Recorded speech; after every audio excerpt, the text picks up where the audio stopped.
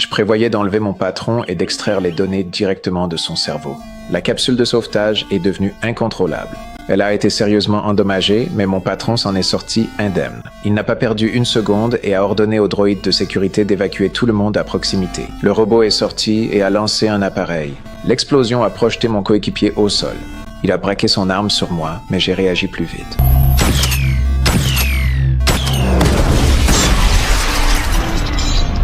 Quelques rafales à fort impact l'ont mis hors d'état de nuire. Avec le soutien de mon équipe, nous avons aussi neutralisé le deuxième. J'ai moi-même arraché son cœur d'alimentation, mais mon patron avait déjà été touché. Il ne tient plus qu'à un fil. Je devais agir vite.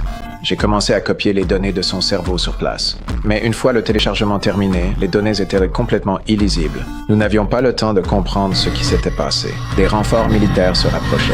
Nous devions partir, mais les agents qui arrivaient ont lancé une vague de micro-dispositifs et mon équipe est tombée un à un. Il n'y avait pas le temps de réfléchir. La survie, c'est tout ce qui compte maintenant. J'ai profité de la tempête de sable pour effacer mes traces. J'ai réussi à m'échapper, mais j'étais blessé et je perdais des forces.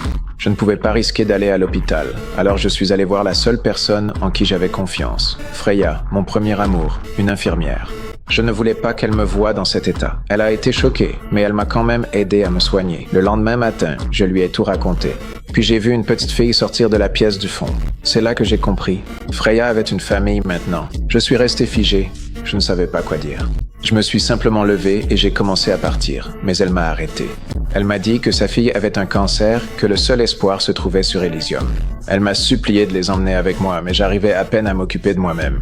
Je ne pouvais pas risquer leur sécurité, alors j'ai dit non et je suis parti.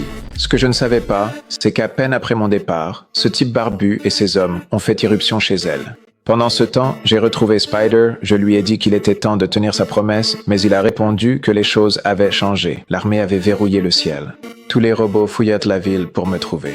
De toute évidence, ce que nous avions pris à mon patron était bien plus important que ce que nous pensions. Spider a scanné mon cerveau et c'est là qu'il l'a vu. Ce n'était pas seulement des données, c'était quelque chose qui pouvait tout changer. Il s'avère qu'avant de partir, mon patron avait envoyé une projection à Elysium.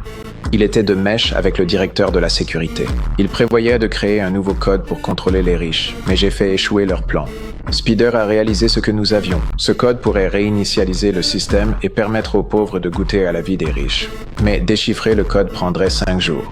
Je n'ai plus de temps. Je tiens à peine le coup. Alors je me suis rendu et j'ai négocié avec l'agent qui me traquait. Je lui ai dit que je me fichais de savoir qui dirigeait l'endroit. Ils pourraient avoir les données, mais seulement s'ils utilisaient l'infirmerie pour me soigner en premier. Sinon, on descend